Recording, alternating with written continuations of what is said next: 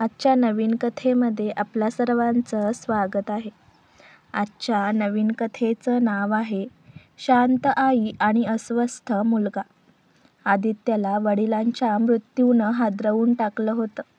त्याचे बाबा म्हणजे विश्वास देशमुख, एक कडक पण मनानं कोमल माणूस. त्यांच्या मृत्यूनंतर घरात एक वेगळं शांत वातावरण पसरलं होतं. आई माया काही न बोलता बसायची आणि आदित्यचा दिवस फक्त त्यांच्या आठवणीत जायचा.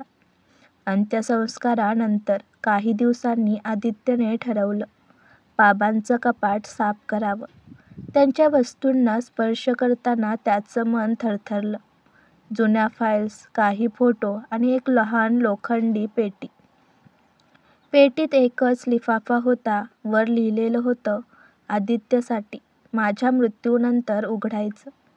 त्याच्या हातात घाम आला. हळुवारपणे त्याने लिफाफा उघडला. आत एक पत्र होतं, बाबांच्या परिचित अक्षरात. आदित्य, जर तू हे वाचत असशील तर मी या जगात नाही. पण आता तुला एक सत्य कळण्याची वेळ आली आहे. तुझी आई, जी तुला लहानपणापासून वाढवते आहे, ती तुझी खरी आई नाही. तुझी खरी आई संध्या नावानं दुसऱ्या गावात राहते, नाशिकजवळच्या देवगावात. तू तिला भेट. तिच्याशी झालेला माझा आणि तुझ्या सध्याच्या आईचा संबंध तुला सगळं समजवेल. माझ्यावर राग करू नकोस. मी जे केलं ते परिस्थितीनं मला करायला भाग पाडलं. पत्राच्या शेवटी एक ओळ होती, संध्या ही मायाची जिवलग मैत्रीण आहे. तुला सगळं कळेल. आदित्य थिजून गेला. त्याला विश्वास बसत नव्हता. आई म्हणजे आईच, मग ही संध्या कोण? त्याच्या मनात शेकडो प्रश्न घोंगावत होते. दुसऱ्या दिवशी आदित्यने आईकडे विचारायचं ठरवलं. ती अंगणात बसून देवघरातील दिवा साफ करत होती. आई, तो हळूच म्हणाला. हो बाळा. बाबांच्या कपाटात एक पत्र सापडलं. ती हलकीशी थांबली. तिच्या हातातील दिवा थरथरला. कसलं पत्र? त्याने पत्र तिच्या समोर ठेवलं. ती काही वेळ शांत राहिली. तिच्या डोळ्यात अश्रू तरळले. तू वाचलंस? तिने विचारलं. हो. मग तुला आता सगळं कळणारच, ती म्हणाली दीर्घ श्वास घेत. ती हळूहळू बोलू लागली. हो, संध्या माझी जिवलग मैत्रीण होती. कॉलेजपासून. आम्ही दोघी अविभाज्य होतो. पण तिचं लग्न लवकर झालं आणि पतीने तिला फार त्रास दिला. ती गर्भवती होती तेव्हा तिच्या सासरच्यांनी तिला घराबाहेर काढलं. मी आणि विश्वास तिच्या मदतीला गेलो. तेव्हाच. ती थांबली. शब्द गळून गेले. तेव्हाच काय आई? आदित्यने हळू विचारलं. ती रडत म्हणाली, ती मूल जन्मल्यानंतर खूप आजारी पडली. डॉक्टर म्हणाले तिचं जगणं अवघड आहे. तेव्हा तिच्या विनंतीवरून मी आणि तुझ्या बाबांनी तुला आपला मुलगा म्हणून घेतलं. ती मरण्याआधी म्हणाली होती, फक्त त्याला तुमच्याकडेच वाढवा. पण काही दिवसांनी ती गायब झाली. आम्हाला वाटलं ती मरण पावली, पण बहुधा तिनं जग सोडलं नव्हतं आणि आज ती जिवंत असल्याचं मला प्रथम कळतंय. आदित्यच्या मनात एकच विचार, ती माझी खरी आई आहे आणि आईची मैत्रीण. तो देवगावकडे निघाला. ट्रेनच्या खिडकीतून बाहेर बघताना त्याच्या डोळ्यात भूतकाळाचे तुकडे दिसत होते. आईचा हसरा चेहरा, बाबांचं मार्गदर्शन आणि आता हे पत्र. गावात पोहोचल्यावर तो विचारत संध्या जोशीचा पत्ता शोधू लागला. एक म्हातारी बाई म्हणाली, हो तीच का?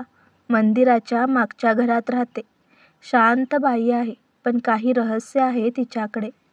त्याचं हृदय जोरात धडधडू लागलं. संध्याचं घर साधं पण स्वच्छ होतं. अंगणात तुळस होती. दरवाजावर नॉक करताच एका पांढऱ्या साडीतील बाईने दरवाजा उघडला. तिच्या डोळ्यात ओळखीचं काहीतरी होतं, जणू आरशात स्वतःचं प्रतिबिंब पाहिल्यासारखं. तू आदित्य आहेस का? ती हळू म्हणाली. तो थक्क झाला. तुम्हाला कसं कळलं? ती हसली.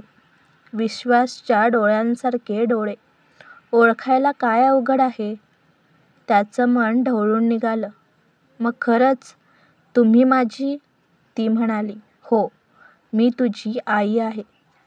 त्याच्या डोळ्यातून अश्रू ओघळले. त्याने तिच्या पायाला हात लावला. ती त्याला मिठीत घेत म्हणाली, इतकी वर्ष मी तुझं हसू चित्रात पाहत जगले. काही वेळ शांततेनंतर आदित्यने विचारलं, पण तुम्ही यावेळी परत का नाही आलात? का लपवलंत हे सगळं? संध्याच्या चेहऱ्यावर वेदना उमटली. कारण मी जगासमोर जगायच्या लायकीची राहिलेच नव्हते. माझा पती निर्दयी माणूस होता. तो विश्वासवर संशय घेत होता. मी गर्भवती असताना त्याने माझा जीव घ्यायचा प्रयत्न केला. विश्वास आणि माया यांनी मला वाचवलं. तेव्हा माझ्या पतीने धमकी दिली, जर तू मुलाला आपलं म्हणून वाढवलंस तर मी त्याचा जीव घेईन. म्हणून मी सगळं सोडलं, मागे हटले. विश्वासने मला वचन दिलं की तो तुला स्वतःच्या मुलासारखा वाढवेल आणि त्याने ते वचन पाळलं. आदित्य स्तब्ध झाला. त्याला समजलं त्याच्या दोन्ही आईंचं प्रेम खरं आहे, फक्त परिस्थितीने वेगवेगळं रूप घेतलं आहे. आदित्यने संध्याला आपल्या घरी येण्यासाठी विनंती केली. पहिल्यांदा संध्या आणि माया समोरासमोर आल्या. क्षणभर दोघींच्या डोळ्यात अश्रू पण ओठांवर स्मित. माया म्हणाली, तू जगलीस हेच माझ्यासाठी पुरेसं आहे. संध्या म्हणाली, तू त्याला माझ्यापेक्षा जास्त प्रेम दिलंस माया. त्या दोघी एकमेकींना मिठी मारतात. घरभर त्या क्षणी जणू शांतीचं वारं वाहतं. काही दिवसांनी आदित्यला वडिलांच्या दुसऱ्या डायरीत एक नोंद सापडली. माझं आयुष्य अपूर्ण राहिलं, पण मला खात्री आहे माझा मुलगा जेव्हा सत्य जाणेल तेव्हा तो द्वेषाऐवजी प्रेम निवडेल.